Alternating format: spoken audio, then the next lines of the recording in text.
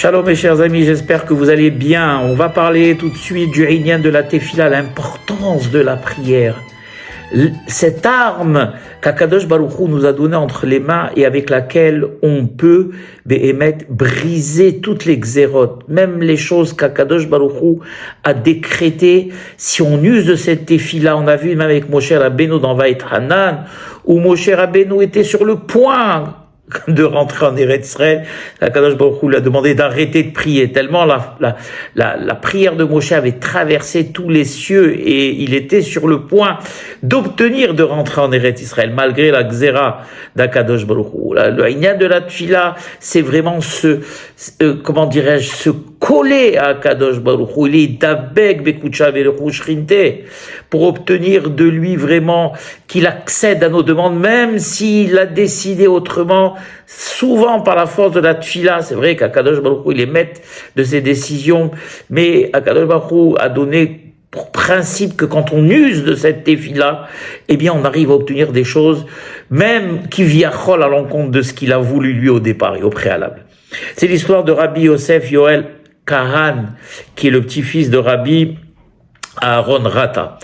Et son petit-fils, Rabbi Yosef Yoel Kahan, qui est toujours vivant, qu'on appelle Admour de Shomer et Mounim. Rabbi Yosef Yoel Kahan, eh bien, il a eu, à l'âge de jeune, 21-22 ans, il a eu la chance de pouvoir se marier.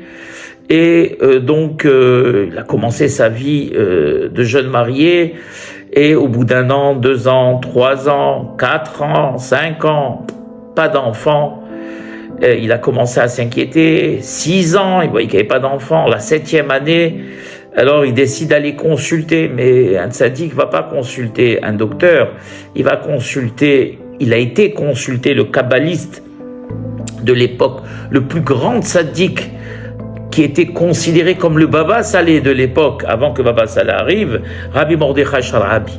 Rabbi Mordechai Sharabi est un très grand kabbaliste. D'ailleurs, quand le Baba Salé est arrivé en Eretz Israël, il a commencé à entendre les miracles. Il s'était même un peu insurgé. Il a dit, qui utilise la Kabbalah Ma'asit? La Kabbalah Ma'asit, c'est la Kabbalah, on va dire, pratique. Alors que la Kabbalah, elle s'étudie que théoriquement, Baba Salé. Et on sait que nos grands sages marocains, nos grands rabbins marocains étaient très forts dans la Kabbalah Ma'asit. Et Rabbi Mordechai Sharabi, lui, c'était le Baba Salé de l'époque en Eretz Israël. Et donc, Rabbi Yosef Yoel Kahan est allé le consulter. Il lui a dit, Rabbi, s'il te plaît, toi qui te promènes dans les cieux, dis-moi, je veux des enfants. Mon épouse pleure tous les jours et je n'arrive pas à avoir d'enfants. S'il te plaît, pourquoi Dieu ne veut pas me donner d'enfants? Est-ce que tu peux voir pourquoi, s'il te plaît?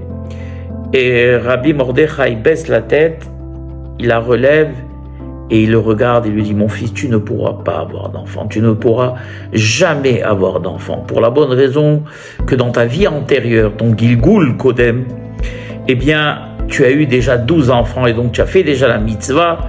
Et donc dans cette vie-là, tu n'auras pas d'enfants.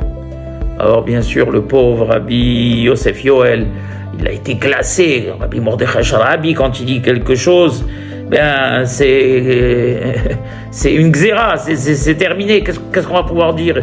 Il est sorti de là-bas terrassé. Il est rentré chez lui, il n'a pas voulu tellement le dire à son épouse. Et il l'a vu tellement triste déjà, ça faisait déjà presque 8 ans qu'ils étaient mariés, qu'ils n'avaient pas d'enfants. Et il va voir le grand Mekoubal aussi de l'époque, qui est rien de moins que Rabbi Yitzhak Kadouri, Zecher Tzadik Kadosh Livracha. Vous savez que Rabbi Yitzhak Kadouri, une petite anecdote, vous allez la trouver incroyable d'ailleurs, hein. Rabbi Yitzhak Kadouri fumait. D'ailleurs, à ne pas essayer, parce que lui, quand on lui faisait les radios pulmonaires, eh bien, ses poumons étaient nets comme ceux d'un enfant. Attention, ça c'est Rabbi Yitzhak Kadouri. Il est interdit de fumer, c'est très mauvais pour la santé, et ne jamais essayer, hein. Mais Rabbi Yitzhak Kadouri, il raconte qu'une fois, on lui a posé la question, pourquoi Rabbi, vous fumez? C'est très mauvais pour la santé. Alors il leur a répondu, mes enfants, un soir m'est venu en rêve Rabbi Yitzhak Baal Shem Tov. Et il m'a dit, Rabbi Yitzhak, sais-tu que des âmes descendent des mondes supérieurs et viennent et passe par ta fumée, par la fumée de ta cigarette, tu les brûles et tu les fais rentrer au Gan Eden, c'est-à-dire tu fais tu mets ta ken au âme, tu répares ces âmes. Pour dire un peu qui, je sais pas comment il faisait. Hein, ça, c'est vraiment quelque chose d'incroyable. C'est-à-dire que par le fait déjà de fumer, Rabbi Yitzhak Kadour, il était métaken, il réparait les âmes. Et donc Rabbi Yosef Yoel Kahan vient le voir, il lui dit, Rabbi Yitzhak, toi le grand qui te promène dans les cieux, s'il te plaît, aide-moi, dis-moi pourquoi je n'arrive pas à avoir d'enfant, s'il te plaît, dis-moi pourquoi je ne peux pas avoir d'enfant. Alors, Rabbi Yitzhak baisse les yeux, baisse la tête, il la relève et il dit, mon fils, Yoel, tu ne pourras jamais avoir d'enfant. Kadosh Baruch Hu Gazar accepte son dîne, tu ne pourras jamais avoir d'enfant.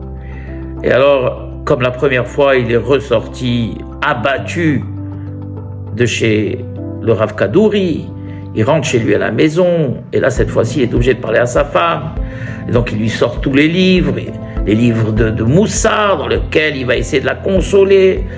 Et il s'est levé, il a regardé le ciel, il a dit à Kadosh Baruch Hu, c'est vrai, j'accepte. Tu as décidé que je n'ai pas d'enfant dans ce monde.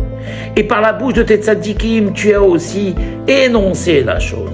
C'est vrai, tu l'as dit, j'accepte Exerot.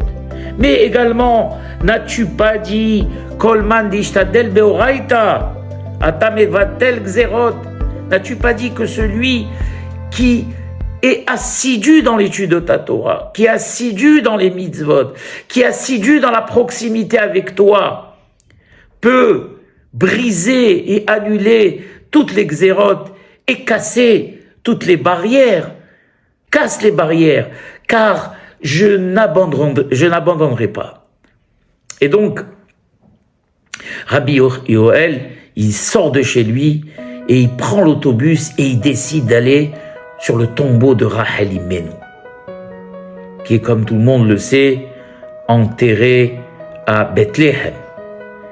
Et donc, il s'assoit du matin jusqu'au soir et il pleure sur le tombeau de Rachel. Rachel, on dit que Rachel mevaka al banea, Rachel, une des raisons pour laquelle elle était enterrée sur ce chemin de Bethléem, c'est parce que, ils disent les Chachamim, quand Nebuchadnezzar, Nabucodonosor, le rachat, il a exilé le Ham Israël en Babylonie, ils sont passés par ce chemin-là, et c'était une façon avec laquelle on allait provoquer les prières de Rachel pour qu'ils puissent, 70 ans après, revenir en terre d'Israël. C'est pour ça qu'on dit Rachel mevaka al banea, Rachel pleure pour ses enfants. Rachel a cette capacité de pleurer, et donc par le biais de ses pleurs, les xérotes sont annulés. Et donc Rabbi Yoel est allé la voir, il dit Rachel, notre mère à tous, s'il te plaît, intercède auprès d'Akadosh Baruch Hu